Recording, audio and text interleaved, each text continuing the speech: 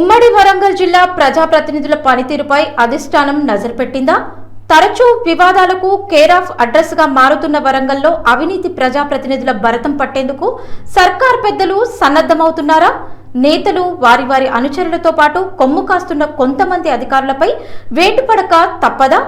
CM Revanth రెడ్డికి అందుతున్న ఫిర్యాదులేంటి? నెలవారీగా నివేదికలు ఇవ్వాలని సీఎం కోరడం వెనకాల మతలాభేంటో తెలుసుకునే ప్రయత్నం చేద్దాం.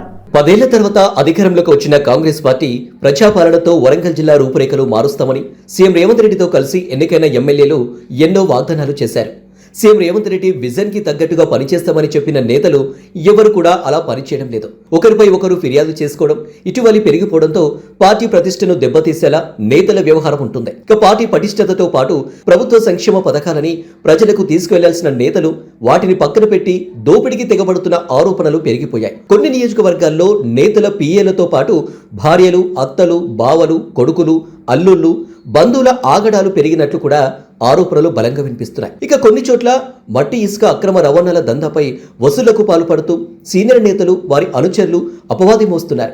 కొన్ని చోట్ల ప్రజాప్రతినిధుల బంధువుల ప్రమేయంతో భూ కబ్జాలకు పాల్పడుతున్నటువంటి ఆరోపణలు కూడా సీఎం రేవంత్ రెడ్డి వద్దకు చేరినట్లు సమాచారం. ఇక వర్గాలుగా విడిపోయి పార్టీని దెబ్బతీసే ప్రయత్నాలు పెరుగుతుండటంతో సీఎం రేవంత్ రెడ్డి వరంగల్ జిల్లాపై నజరు వేశారంట.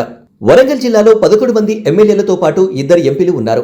గడిచిన పాలనలో అభివృద్ధి సంక్షేమ పథకాల అమలు ప్రజల వద్దకు చేరడంలో ఈ నేతలు ఎంతవరకు సక్సెస్ సాధించారో తెలుసుకునేందుకు నివేదికలు తెప్పిస్తే చాలా మంది ఇందులో ఫెయిల్ అయ్యారని వినికిడి. వరంగల్ నగర కార్పొరేషన్ పరిధిలో గడిచిన 6 నెలలుగా జరుగుతున్న సంఘటనలు కూడా భూముల వేలంపాటు వ్యవహారం, కాజీపేటలోని పార్షీ భూముల అమ్మకాలపై పెరిగిన ఆరోపణలు, వడ్డేపల్లిలో బతుకమ్మ కుంట కబ్జా వ్యవహారం, మామ్నూర్ ఎయిర్పోర్ట్, ఎనుమాముల లాంటి గ్రేటర్ వరంగల్ పరిధిలోని పలు ఖరీదైన ప్రదేశాల్లో ప్రజాప్రతినిధులు, వారి అనుచరుల కబ్జాలో పురాణం ఒక్కొక్కటిగా వెలుగులోకి వస్తున్నాయి. ఒక ప్రజాప్రతినిధి పేరుతో ఆయన అనుచరులు, మాజీ కార్పొరేటర్లు అమాయకుల భూములపై కన్నువేసి పార్టీ పరువును, ప్రతిష్టను దెబ్బతీస్తున్నారనే వాదనలు బలంగా వినపడుతున్నాయి. ఎనుమాముల వ్యవసాయ మార్కెట్ పరిధిలోని ఉన్న పలు భూముల పంచాయతీలో తలదూర్చిన మాజీ కార్పొరేటర్ వ్యవహారం గ్రేటర్ వరంగల్లో రచ్చకు దారితీసింది. ఆ సదరు మాజీ కార్పొరేటర్ పై కేసు నమోదు చేయడమే తప్ప ఎలాంటి చర్యలకు పూనుకోలేని పరిస్థితి అధికారులకు వచ్చిందంటే ఎలాంటి పరిస్థితులు ఉన్నాయో అర్థం చేసుకోవచ్చు. దీంతో చేసేది లేక నిస్సహాయ స్థితిలో గ్రేటర్ వరంగల్ నగరంలోని బాధితులు రేవంత్ రెడ్డి పేషీకి ఫిర్యాదులు వేశారట. వరంగల్ ఉమ్మడి జిల్లా నుంచి సీఎం పేచీకి అందుతున్న ఫిర్యాదులతో అలర్ట్ అయిన సీఎంఓ అధికారులు సీఎం రేవంత్ రెడ్డి దృష్టికి తీసుకువెళ్లడంతో ఉమ్మడి వరంగల్ జిల్లా వ్యాప్తంగా జరుగుతున్న భూ కబ్జాలు, సెటిల్మెంట్లు, దందాలపై ఇంటెలిజెన్స్ రిపోర్ట్ ఆధారంగా ఆధారాలతో సహా పూర్తి సమాచారాన్ని సేకరించినట్లుగా తెలుస్తుంది. మిగిలిన 2 ఏళ్ల పాలనలో ప్రజలకు దగ్గరగా ఉంటూ ప్రభుత్వ సంక్షేమ పథకాలను అందించాల్సిన ప్రజాప్రతినిధులే తమ బాధ్యతను విస్మరించి స్వలాభాల కోసం కుటుంబ సభ్యులు, అనుచరులతో కలిసి అక్రమాలకు పాల్పడుతూ ప్రజా వ్యతిరేక పాలనకు తెరలేపుతుండడంపై సీఎం సీరియస్ అవ్వడమే కాకుండా ఆ ప్రజాప్రతినిధులకు సహకరిస్తున్న అధికారులపై కూడా దృష్టి సారిస్తున్నారట. 6 జిల్లాలోని కీలక శాఖలు విధులు నిర్వహిస్తున్న అధికారులపై ప్రత్యేక నిఘా ఏర్పాటు చేసి శాఖాపరమైన చర్యలు తీసుకునేందుకు సీఎం రేవంత్ రెడ్డి పక్కా ప్రణాళికలు రచిస్తున్నారట.